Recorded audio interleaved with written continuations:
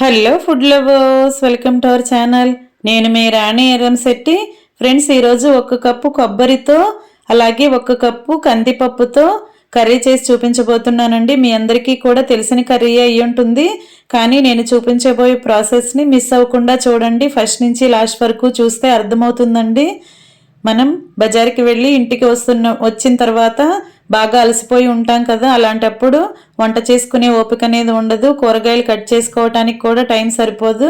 అలాంటప్పుడు అప్పటికప్పుడు ఇలా నేను చూపించబోయే కర్రీని చాలా ఫాస్ట్గా ప్రిపేర్ చేసేసి ఫ్యామిలీకి సర్వ్ చేయొచ్చండి. ఆ ప్రాసెస్ అంతా నేను మీకు చూపిస్తాను. వీడియోని మధ్య మధ్యలో స్కిప్ చేయకుండా ఫస్ట్ నుంచి లాస్ట్ వరకు చూడండి.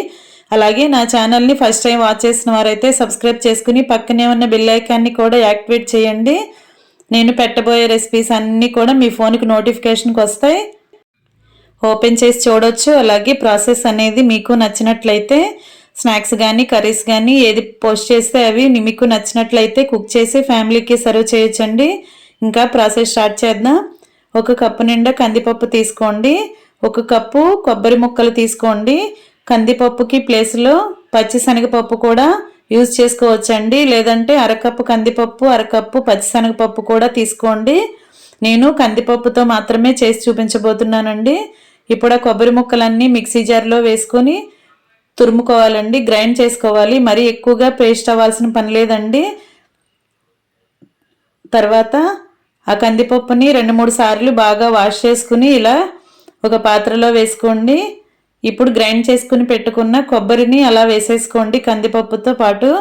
ఇప్పుడు సన్నగా కట్ చేసుకున్న ఆనియన్స్ అలాగే పచ్చిమిర్చి వేసుకోండి. కొన్ని కరివేపాకు రెబ్బలు వేసుకొని పప్పు ఉడికించడానికి మాత్రం 2 గ్లాసులు వాటర్ పోసుకోండి.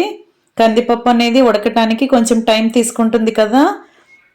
మధ్యలో ఒకసారి మూత తీసుకుని వాటర్ చాలకపోతే యాడ్ చేసుకోవచ్చు. ఒకేసారి ఎక్కువగా వాటర్ పోసామంటే పప్పు అనేది మరీ జ్యూసీగా అయిపోతుందండి. అలా కాకుండా కొబ్బరి పప్పు అంటే పొడి పొడిలాడుతున్నట్లుగా రావాలి. పొడి పొడిగా ఉన్నట్లయితేనే ఈ కర్రీకి టేస్ట్ అనేది బాగుంటుందండి. అందుకే వాటర్ అనేవి ఎక్కువగా పోయకుండా చూసుకుంటూ అవసరానికి తగ్గట్టుగా పోసుకోండి. ఇప్పుడు ఇవన్నీ కలుపుకొని పెట్టుకున్న పాత్రని స్టవ్ మీద పెట్టుకుని ఫ్లేమ్ని మీడియంలోకి అడ్జస్ట్ చేసుకుని పప్పుని ఉడికించుకోండి. ఒకసారి మధ్య మధ్యలో మూత తీసుకుంటూ చూసుకోండి. కందిపప్పు ఉడికిందో లేదో చెక్ చేసుకుంటూ ఉండండి. బాగా ఉడికిన తర్వాత టేస్ట్కి సరిపడా సాల్ట్ వేసుకోండి. 2 టేబుల్ స్పూన్లు కారం వేసుకోండి. ఇవి 2 కూడా పప్పులో కలిసే వరకు బాగా కలిపేసుకోండి. కొంచెంగా వాటర్ పోస్తున్నానండి, ఎందుకంటే కారం అంతా కూడా పప్పు కొబ్బరిలో కలిసిపోవాలి కదా, అందుకే కొంచెంగా వాటర్ పోస్తున్నాను. మనం సాల్ట్ వేసాం కాబట్టి పప్పులో నుంచి కూడా వాటర్ అనేవి వస్తూ ఉంటాయండి. ఆ వాటర్తో కూడా కర్రీ అనేది ఉడుకుతుంది. మనం ఎక్కువగా వాటర్ ఒకేసారి పోసేసామంటే పప్పు అనేది మెత్తగా అయిపోతుందండి. అలా ఉండకూడదు. అలా ఉంటే టేస్ట్ అనేది అంత బాగోదు. ఇలా పొడి పొడిలాడుతున్నట్లుగా ఉడికించుకున్నాం కదా. వాటర్ అనేవి మొత్తం ఇంకిపోయిన తర్వాత స్టవ్ ఆఫ్ చేసేసుకుని కర్రీని పక్కన పెట్టేసుకోండి. ఇప్పుడు అదే స్టవ్ ఆన్ చేసుకుని ఫ్లేమ్ సిమ్లో పెట్టుకుని ఒక గిన్నెని పెట్టుకోండి. పోపు రెడీ చేసుకుందాం. 2 గరిటెల ఆయిల్ పోసుకుని ఆయిల్ కాగిన తర్వాత పోపు దినుసులన్నీ వేసుకోండి. పచ్చిశనగపప్పు, మినపప్పు, ఆవాలు, జీలకర్ర, ఎండుమిర్చి, వెల్లుల్లి రబ్బలు అవన్నీ కూడా అలా వేసుకున్న తర్వాత కొన్ని కరివేపాకులు కూడా వేసుకోండి.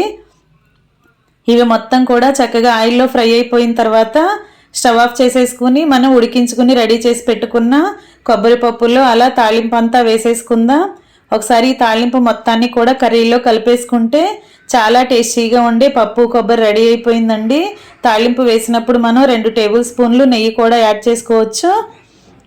ఈ పప్పుని కందిపప్పుతోనే కాకుండా పచ్చిశనగపప్పుతో కూడా చేసుకోవచ్చు అని చెప్పాను కదండి. ట్రై చేయండి. Thanks for watching. నేను మీ రాణి ఎర్రంశెట్టి.